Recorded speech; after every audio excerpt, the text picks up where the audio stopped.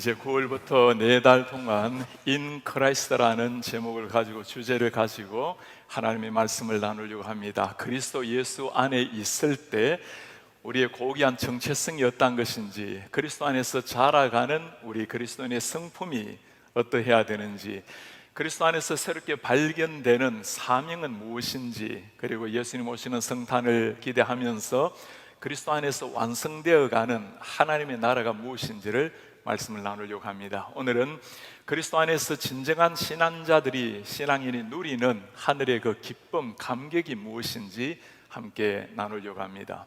신앙생활 세상 살아가다 보면 우리에게 갖가지 하나님께서 주시는 기쁨이라는 것이 있습니다.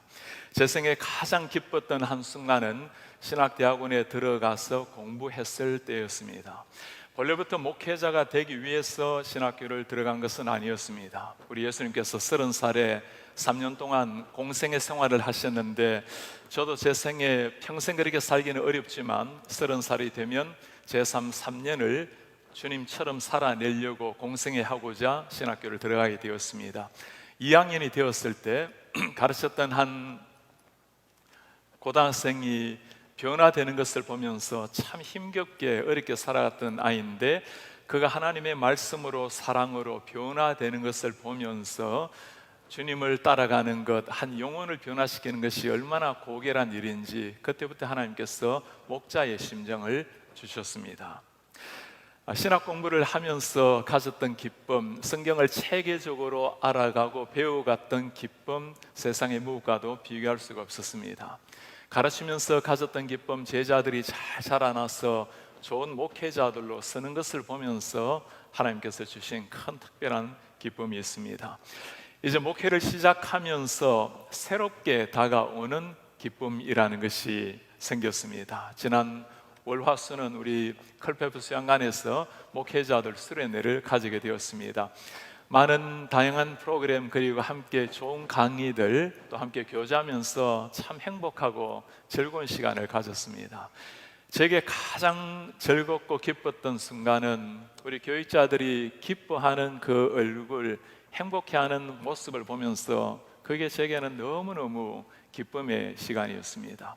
목회를 한 후로 누군가가 저에게 목사님 무엇이 제일 기쁘고 행복하십니까? 묻는다면 우리 성도님들 그리스도 안에서 변화되고 성숙하게 자라는 것을 볼 때, 또 함께 동역자된 우리 교육자들이 행복하게 목회하는 걸 보면서, 보람있게 살아가는 걸 보면서 그것이 누리는 목회자로서의 현재 가장 큰 기쁨입니다. 누구에게나 나름대로의 행복한 일, 기쁨의 일은 있기 마련입니다. 오늘 예수님께서는 우리 그리스도인이 누리는 기쁨, 그리스도 안에 있을 때, In Christ에서 신분이 바뀌어졌을 때 우리가 누리는 가장 큰 기쁨이 무엇인지를 세 가지로 말씀을 통해 말씀해 주십니다. 전도할 때 누리는 기쁨, 그리고 전도 현장에서 체험하는 하나님, 승리의 기쁨, 그리고 무엇보다도 우리의 이름이 하늘 생명책에 기록된 것이 가장 기쁜 일이라고 말씀을 해 주십니다.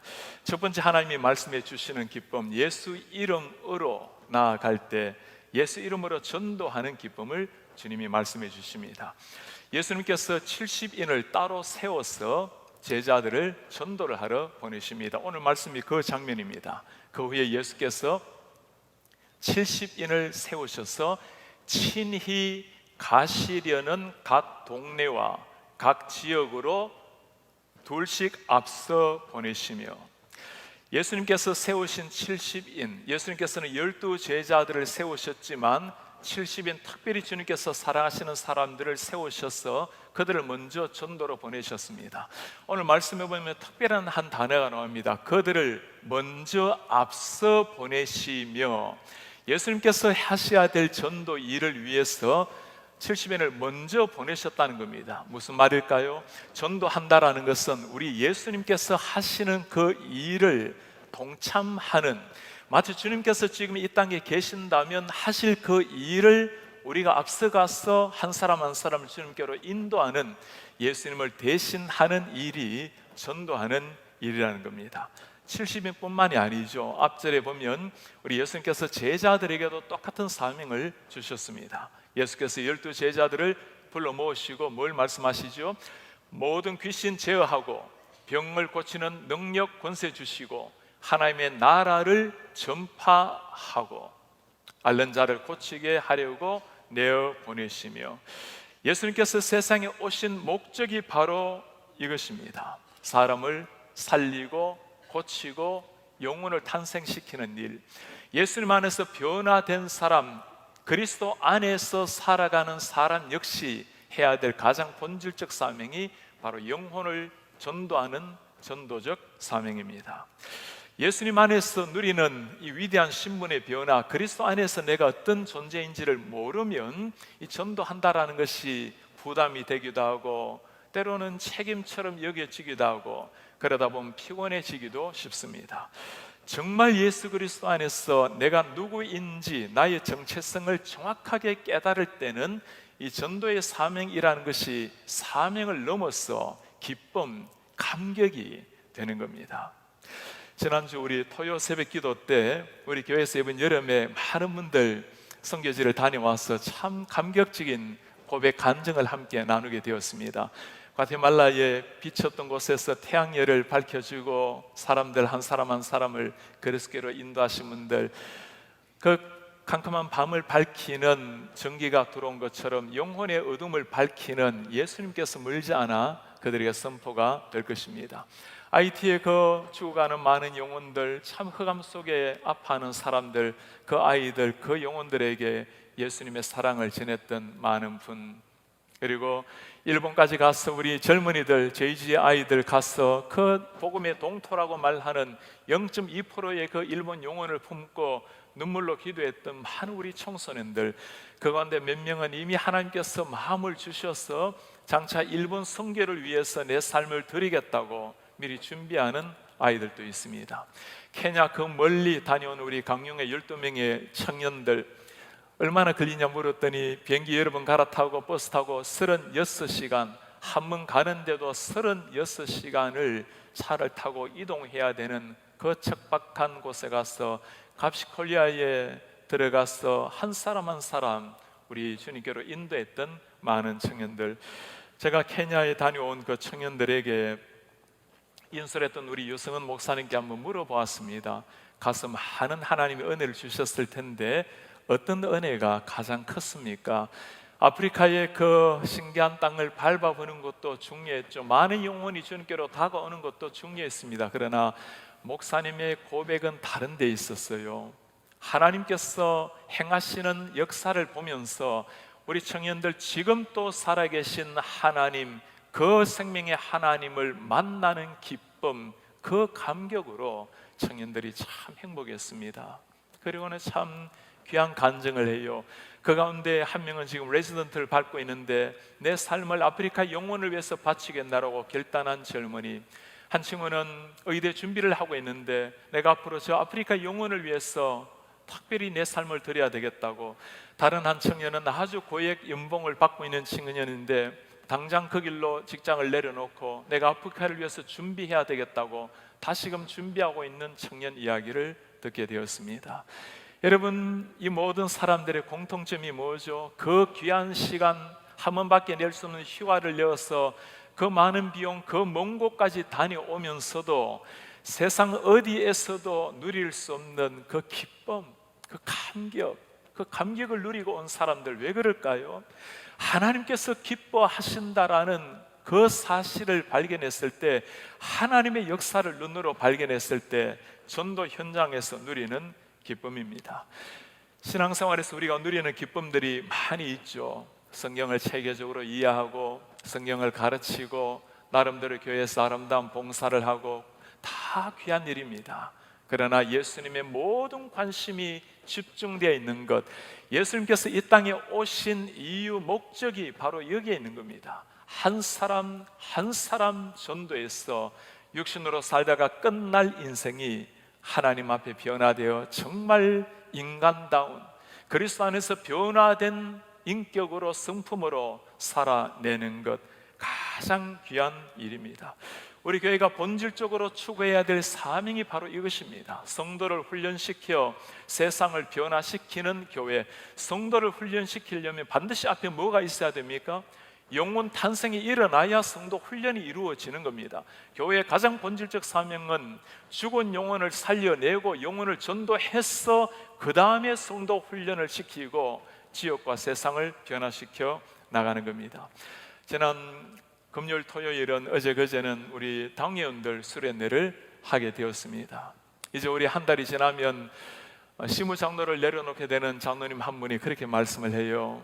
교회 긴 세월 다 돌아보니까 가장 행복했던 순간이 전도를 위해서 뛰어갔을 때, 이 전도 행진을 벌였을 때, 그때 정말 하나님이 행하실 일을 생각하면서 가슴이 뛰었다라는 그 고백을 해요. 그렇습니다. 우리가 뛰어야 될 심장, 영혼을 향해서 나아갈 때 그때 뛰는 것이 우리의 심장입니다. 그것이 주님께서 원하시는 삶이기 때문입니다. 누가 할 수 있는 일입니까? In Christ, 그리스도 안에서 내가 누구인지를 진짜 깨달을 때, 그 구원의 감격을 깨달을 때 할 수 있는 사명입니다. 두 번째, 주님께서 우리에게 주시는 기쁨의 사명은 예수 이름으로 전도 현장에서 승리하는 기쁨입니다. 예수 이름으로 나아가서 In Christ에서 누리는 승리의 기쁨. 우리 70명의 전도자들이 돌아와서 고백을 합니다. 주님의 말씀에 신실하게 순종했을 때 어떤 역사가 일어납니까? 그들의 고백입니다. 70인이 기뻐하며 돌아와서 말합니다. 주님의 이름으로 전했더니 귀신들도 우리에게 항복하더이다. 사탄도 우리에게 굴복하더이다. 예수님께서 그걸 지켜보시고 하시는 말씀이에요. 예수께서 말씀하시기를 사탄이 하늘로부터 번개같이 떨어지는 것을 나도 보았노라. 사탄이 하늘에서 번개같이 떨어지는 모습 나도 보았다고. 얼마나 주님이 자랑스러워 하시면서, 너무나 대견해 하시면서 내가 안다고, 나도 그것을 보았노라고. 인류 역사를 지배했던 이 사탄이 하늘에서 떨어지는 그 감격의 순간, 여러분, 이 승리가 어디에서 오는 거죠?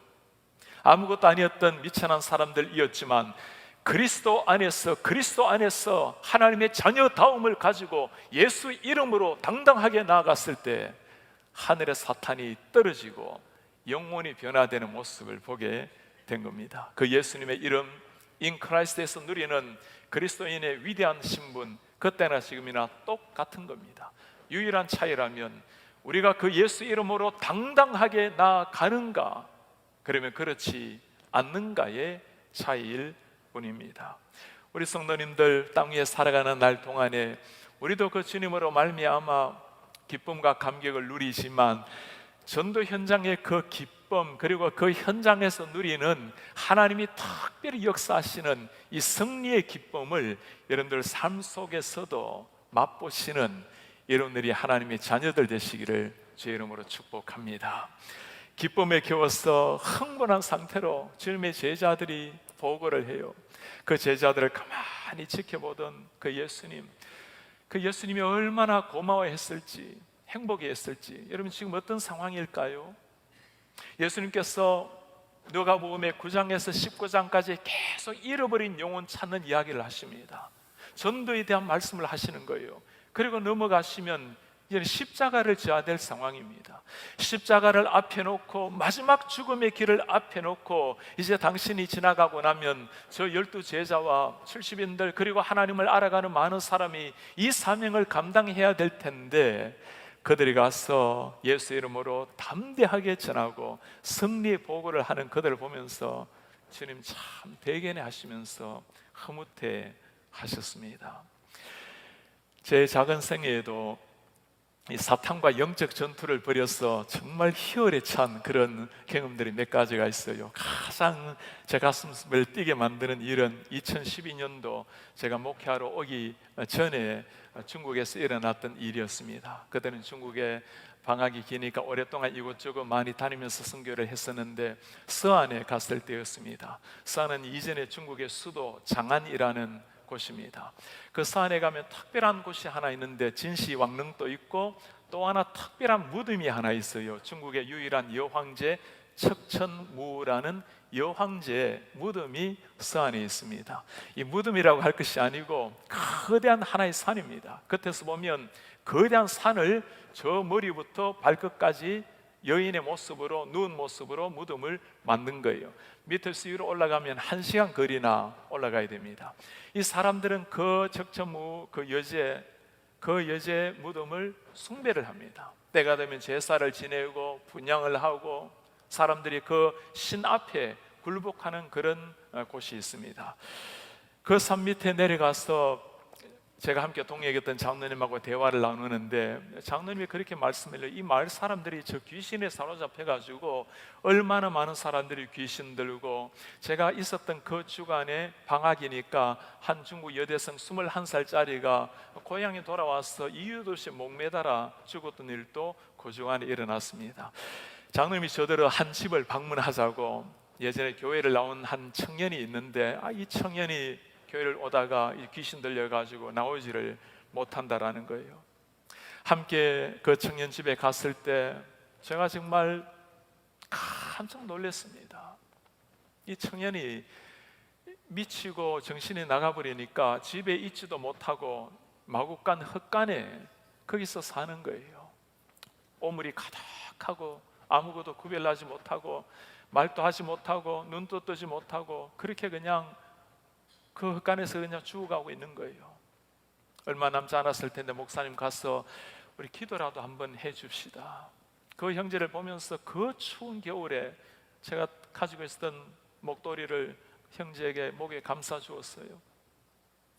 그랬더니 이 형제가 옷도 입고 있지도 않는 그 형제인데 더워가지고 목도리를 하지 못하는 거예요. 이 귀신이 사로잡히니까 몸에 열기가 뜨겁고 뭐 어떻게 할 줄을 모르는 거예요.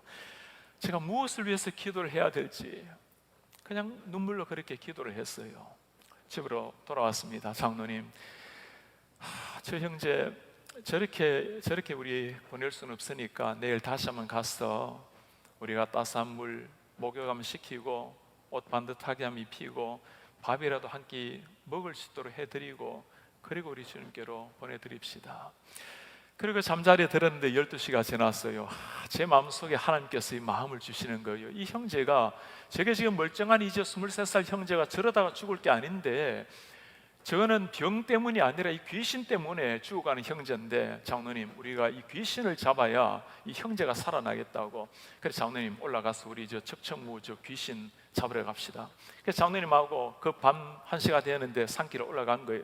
깜깜한 겨울밤에 조그마한 후리시 하나 들고 산길 넘어가면서 쓰러져 가면서 올라가는데 1시간 걸려서 올라갔어요. 가서는 어떻게 이 귀신을 잡아야 될지, 여러분 사람에게 제일 약한 데가 어딜까요? 이 귀신의 숨통을 막으려면 목을 졸라야 되겠다고. 그 목이 거대한 산인데 목 부위가 있어요. 목 부위가 바위산이에요. 장로님하고 올라가가지고 그 밤에 하얀 바위를 여기저기 막 미친 듯이 뛰어다니면서 이 귀신 목을 졸라가지고 하나님 목을 비틀어서 귀신을 죽이고 저 형제를 살려달라고. 여기가 지금 서안인데 서안이 중국의 실크로드가 시작되는 곳입니다. 영적으로 말하면 요즘 백투 예루살렘 운동, 저 서안으로 복음을 전하자는 운동이 시작되는 곳인데, 하나님 저 무수한 왼쪽으로 하면 인도가 나오고 이슬람권 나라가 나오는데 인도의 10억 인구 이슬람의 저 영혼들을 살려달라고. 그리고 주님 이 홍해를 사로잡고 있는 이 귀신을 죽이시고, 그 홍해라는 청년 이름이에요. 저 홍해를 주님이 살려주십시오. 저희가 그 밤에 몇 시간을 그렇게 막 외치면서 그렇게 기도를 했어요. 여러분 그 기쁨, 그 희열, 그 영적 전투를 벌이는데 정말 세상을 얻은 것 같아요. 하나님께서 지켜보시고 행복하게 하시는 것처럼 보이고. 그리고 산을 내려오는데 갑자기 뭐가 붉은 불이 막 돌아가요. 막 사이렌 소리가 나요. 그래서 저는 이게 또 귀신 장난인가 싶어서 장로님 우리가 더 기도해야 되겠다고 또 그 내려오다가 또 무릎 꿇고 하나님 살려달라고 막 그렇게 기도하는데, 좀 있다 보니까 막 트럭이 막 올라오고 군인들이 얼마나 많은 군인들이 올라오는지 저희가 나중에 깨닫게 되었습니다. 그것이 척천무가 중국에서 유일하게 도굴되지 않는 무덤이에요. 1993년도에 중국 정부가 그 무덤 파헤쳤다가 안에 수원 강이 흐르는 그 엄청난 걸 보고는 아직 기술이 안 된다고 그대로 닫았던 곳이 그 무덤입니다. 저희가 감시 카메라에 걸려가지고 군인들이 차 몰고 올라온 거예요. 저희가 정말 진땀을 흘리면서 장로님하고 숨었다가 한참 있더니 이제 군인들이 다 내려가고 그러고 내려왔어요. 다음 주가 되어서 제가 한국으로 돌아왔습니다. 중국에서 전화가 왔어요. 장로님이에요. 목사님, 우리 하나님이 이런 일도 하십니까? 너무너무 감격해서 전화를 한 거예요. 그러면 목사님 누군지 아세요? 하고는 전화를 바꿔줘요. 我是 홍회이. 목사님, 저 홍회이에요. 간시에 무시, 간시에 상帝, 간시에 션. 하나님 감사합니다. 목사님 감사합니다. 이 친구가 나은 거예요. 그리고 일어나서 말을 하게 된 거예요. 그리고 너무너무 감격스러워서 다음에 다시 이제 여름에 들어갔어요. 들어갔더니 이 형제가 이제는 참 그렇게 잘 다니지도 못하는 형제가, 바깥 눈도 보지 못하던 형제인데 일어나서 함께 밖에 나와서 거기서 노래 보라 했더니 하나님 찬양합니다, 주님 찬양합니다, 찬양하는데 오늘날 이 시대에도 하나님께서 이런 역사를 이루시는지, 사랑하는 여러분, 우리 하나님께서 2000년 전이나 오늘이나 역사하시는 우리 하나님께 한번 우리 영광 돌리겠습니다. 이분이 우리 하나님이시죠. 승리를 주시는 우리 하나님, 전도 현장뿐만 아니라 우리의 삶의 현장에서 오늘날도 살아계신 하나님을 보여주고 계시는 그 하나님, 선교지 몇 번 다녀오다 보면 이런 경험들 많은 우리 성도님들이 가지고 계실 겁니다. 예수 이름으로 오는 승리의 역사, 2000년 전이나 오늘이나 예수의 이름이 똑같기 때문에, 승리를 주신 하나님이 똑같기 때문에 우리가 누리는 승리도, 우리가 누리는 기쁨도 똑같은 줄 믿습니다. 우리 생의 땅 위에 살아가면서 그 승리의 감격, 그 희열에 찬 기쁨을 할 수만 있다면 매번 삶 가운데 맛보시며 살아가는 이런 우리 성도님 되시기를 주의 이름으로 축복합니다. 우리 예수님께서 오늘 주신 두 가지 기쁨을 보았습니다. 하나님의 마음을 품고 나아가는 전도 현장에서 누리는 기쁨, 그리고 승리에 사탄이 떨어지는 그 감격의 기쁨. 주님께서 이 그 기쁨보다 말할 수 없는 정말 놀라운 기쁨이 있다고 말씀을 하세요. 예수 안에서 우리의 이름이 하늘에 기록되는 기쁨입니다. 영문 탄생을 보는 것보다 더 큰 기쁨이 어디에 있겠습니까? 사탄이 하늘에서 떨어지는 것 보는 것보다 더 우리의 가슴을 뛰게 만드는 게 뭐가 있겠어요? 우리 주님께서 있다고 말씀을 하세요. 2절에 말씀합니다. 귀신들이 너희에게 항복하는 것으로 기뻐하지 말고 너희의 이름이 하늘에 기록된 것으로 기뻐하라. 귀신들 항복하는 것 귀한 일이지만 너희의 이름이 하늘 생명책에 기록된 것으로 기뻐하라. 여러분, 어떤 의미죠? 이 땅에 살면서 지금 또 땅 위에 발을 디디고 살아가고 있지만 우리의 이름이 하늘에 기록되어 있다는 것, 지금 내가 연약하고 허물지게 살아가지만 지금 눈을 감는다 해도 주님 품 안에서 영원한 생명 속에 일어난다라는 그 감격, 이 하늘 생명 얻게 되면 모든 게 달라집니다. 부러울 게 없는 거예요. 여러분, 세상에 부러울 게 무엇입니까? 다 가지지 못한 것들을 부러워하는 사람들, 가진다고 100% 만족이 일어납니까? 안 일어난다는 걸 우리가 다 알고 있어요. 누구도 얻을 수 없는 영원한 생명을 얻었는데 이 땅을 떠나서 영원한 천국에서 누리게 되는 그 감격, 이 땅을 떠나서 뿐입니까? 이 땅에서도 세계 10대 명성지를 다녀도 누릴 수 없는 하나님이 주시는 그 하늘의 감격을 누리며 살아가는 사람들, 이것이 인 크라이스트의 우리 그리스도 안에서 누리는 기쁨입니다. 아무에게나 주어지는 게 아니죠. 그냥 살아간다고 주어지는 게 아닙니다. 요한계시록 마지막에 주님이 이 땅에 오실 때 두 부류의 사람이 있다고 말해요. 겉으로 보면 똑같이 살아갑니다. 그러나 주님이 오실 때 명확하게 갈려지는 두 부류, 20장 15절에 말씀합니다. 누구든지 생명책에 기록되지 못한 자는 불못에 던져지리라. 나는 여한이 없다고, 소원이 없다고, 다 이뤘다고? 아니에요. 예수님을 모르고 살아간다면, 예수님 없이 인크라이스트의 삶이 없다면 자기도 모른 채 땀을 흘리다가 영원한 불못으로 던져지는 것이 가련한 인생길입니다. 27절에 하시는 말씀이에요. 무엇이든지 속된 것, 가증한 것, 거짓말하는 자 결코 그리로 들어가지 못하되 어린 양의 생명책에 기록된 자들만 들어가리라. 어린 양의 생명책에 기록된 자들만. 여러분, 지난주에 설교한 거 기억나십니까? 제가 목사로서 섬기는 가운데 우리 성도님들에게 정말 한 사람에게도 일어나지 말아야 될 일이 이겁니다. 언젠가 우리가 주님 앞에 갔을 때 그 성도가 보이지 않는다면, 그분이 그때 보이지 않는다면, 함께 예배했고 함께 공동체를 이루었는데 그때 그분이 보이지 않는다면, 인크라이스트에 살아내지 못한다면 그냥 주어지는 게 아니에요. 예수 안에 있을 때만 일어나는 일입니다. 내 이름이 하늘 생명책에 기록되는 감격. 마르틴 루터가 이 감격을 깨달았을 때 편안했던 신학교 교수를 던져놓고 종교개혁 생명 걸고 전선에 뛰어들었습니다. 진젠돌프가 이 하늘의 기쁨 감격을 누렸을 때 백작으로서 누릴 수 있는 모든 걸 다 내려놓고 그의 삶을 세계 선교를 위해서 한 인생을 불태웠습니다. 천국의 백성이 된 이 기쁨, 가끔 사람들이 열심을 내지 않은 사람들을 보고 하는 말이, 야, 너 그렇게 살다 보면 천국 가면 개털모자밖에 못 써 라는 말을 하곤 해요. 저는 정말 제가 그렇게 고백하고 싶어요. 저는 천국에서 개털모자라도 썼으면 좋겠어요. 나 같은 죄인이, 나 같은 허물진 자가, 한 인생 태어나서 어디서 태어나서 어디로 가는지 모르던 자가 어느 날 주님이 오신 거예요.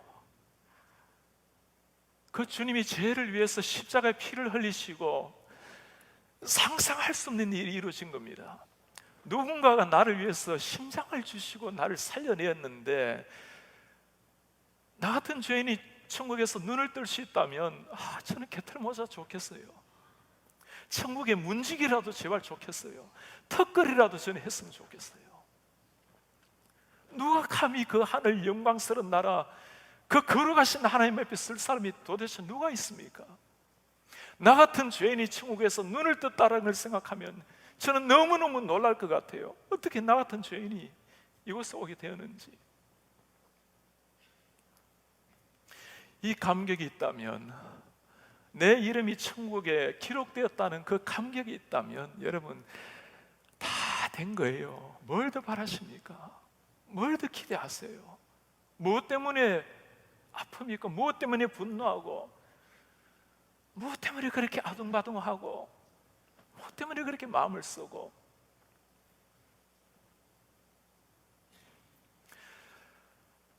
중국의 청년 시절에 선교지에 있었을 때 제가 20년이 지나도록 제 가슴 속에 남아있는 두 형제가 있어요. 북한에서 온 형제들과 함께 살았던 시대입니다. 그들 한 사람 한 사람 말씀으로 키우다 보면 정말 하나님의 말씀으로 변화되는 형제들이 있어요. 두 형제가 있었습니다. 정말 예수님을 만나고 나니까 이 형제들의 머릿속에 누가 떠오르겠어요? 북녘에 두고 온 어머니 아버지 아니겠습니까? 훈련을 시켜서 북녘으로 돌려보냅니다. 그 차가운 두만강에, 그 캄캄한 밤에 그렇게 들어가서 3개월 후면 다시금 돌아와요. 3개월 동안 다시금 말씀으로 훈련을 시킵니다. 여러분 들어보셨어요? 이 친구들이 북녘으로 들어가면 돈을 비닐팩에 싸서 물로 마시고 들어갑니다. 그리고 며칠 후에 그 돈 가지고 가족들, 친척들 사랑 나누고 말씀 나누고 돌아와요. 사람이 3개월 만에 이렇게 바뀔 수 있다는 것은 눈으로 봐야 이해가 됩니다. 정말 해골 같은 모습 가지고 나와요.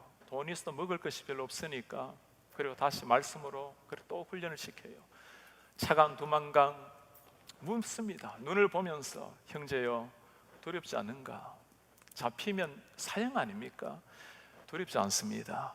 우리 예수님 33살에 우리를 위해서 죽으시고 영원한 생명을 주셨는데 우리 지금 이 생명 주님을 위해서 드리면 이보다 더 큰 기쁨이 어디 있습니까? 이미 생명 누리고 있는데 21살, 23살 청년들입니다.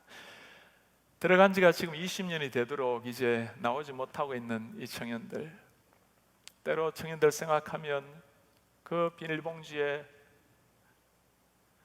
먹을 음식 싸들고 그 죽음의 땅으로 들어간 그 형제들 생각하면 제 생애를 한순간이라도 그냥 살 수가 없어요.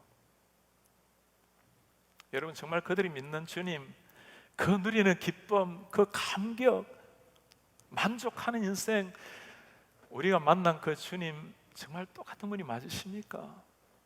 내 이름이 하늘 생명책에 기록된 거 그거 하나 가지고 21살, 23살짜리 인생 하나님 앞에 던지는 한 사람들, 이미 하는 나라에 가 있을지 아니면 차가운 고통 속에 살아가고 있을지도 몰라요. 그러나 하늘에 있든 땅 위에 있든 세상의 모든 핍박과 세상의 모든 고통이 그들을 감싸고 있다 해도 그들 속에 영원한 생명이 새겨져 있기에 그들이 누리는 기쁨을 대신할 수 있는 것은 아무것도 없을 겁니다.